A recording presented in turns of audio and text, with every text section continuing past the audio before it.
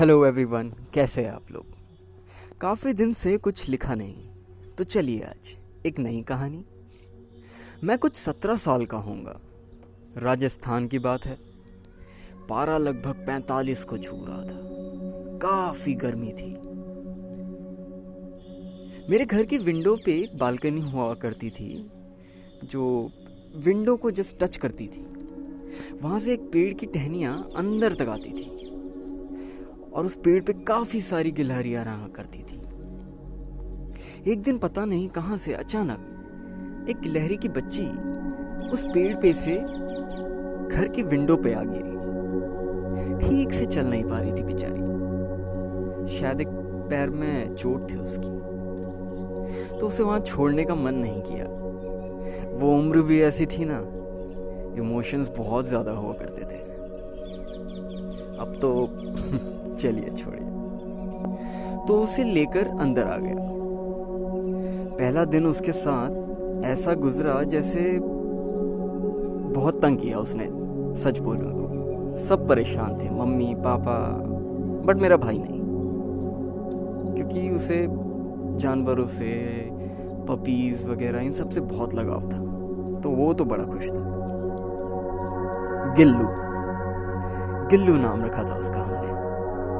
बचपन में एक कहानी पढ़ी थी जिसमें गिलहरी का नाम गिल्लू हुआ करता था, तो उसी के नाम पे हमने उसका नाम गिल्लू रख दिया। उसकी छोटी सी वो आंखें, छोटे से हाथ। फिर धीरे धीरे कुछ दिन बीत गए और वो चलने लगी। उसकी शरारतें वो और बढ़ने लग गई। ऐसा लग रहा था मानो कोई एक बच्चे को पाल रहे हैं सब लोग मिलकर। कभी वो कंधे पे चढ़ जाती, कभी पैरों के पास आके फिर भाग जाती। उसका वो 2 हाथों से खाने को पकड़कर खाना बहुत क्यूट लगता था। फिर वो धीरे धीरे बड़ी होने लगी। उसे हमारी बातें समझ आने लगी। अपना नाम पुकारने पर वो समझ जाती, भाई ये गुस्से में बोला जा रहा है या फिर प्यार से है। और वो जो पेड़ पे और गिलहरियां थी ना, उनकी आवाजें सुनने लगी और पहचानने लगी उन्हें। 2 महीने बीत गए। कुछ मायूस सी रहने लगी वो उसके बाद। शरारतें कुछ कम सी हो गई। वो उस पेड़ की तरफ देख के कुछ अजीब सा व्यवहार करती और उसे देखती रहती। शायद उसे वो दुनिया और ठीक से समझ आने लगी थी। कुछ अपने जान पहचान के उसे दिख गए थे उधर। शायद उसे भी अब आजाद होना था।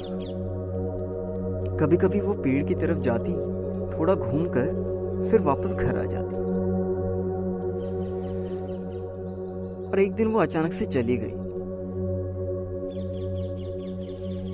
आई नहीं वो पूरा दिन। तो हम सब ने ऐसा एक साथ काफी टाइम बाद फील किया था। काफी लोनली सा, जैसे किसी एक की कमी महसूस हो रही हो, एक फैमिली मेंबर की। खाना कम खाया उस दिन सबने। मेरे पापा जो अपने इमोशंस के बहुत पक्के हैं, या शायद शो करते हैं, वो भी अपने इमोशंस पे उस दिन कंट्रोल नहीं कर पाए।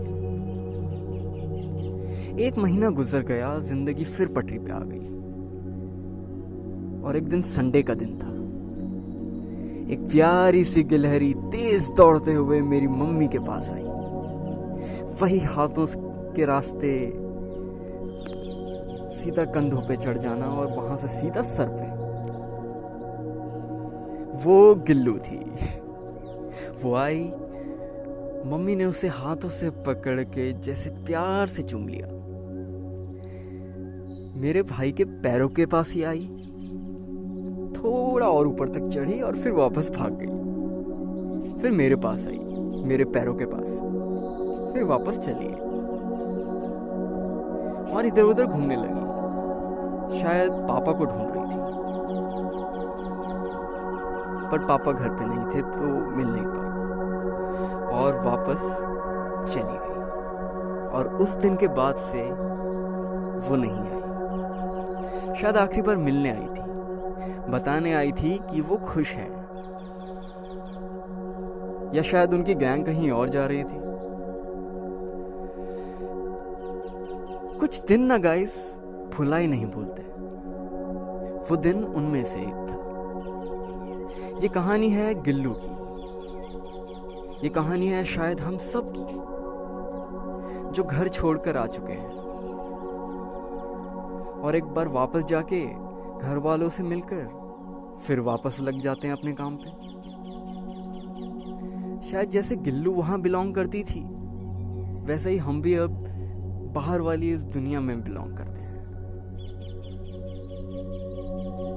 लेकिन एक बात बोले, जो भी है वापस जाना ना भूलिएगा उस घर में, अपने घर में, क्योंकि ये कहानी है गिल्लू की, आपकी, मेरी, हम सब की। Thank you so much.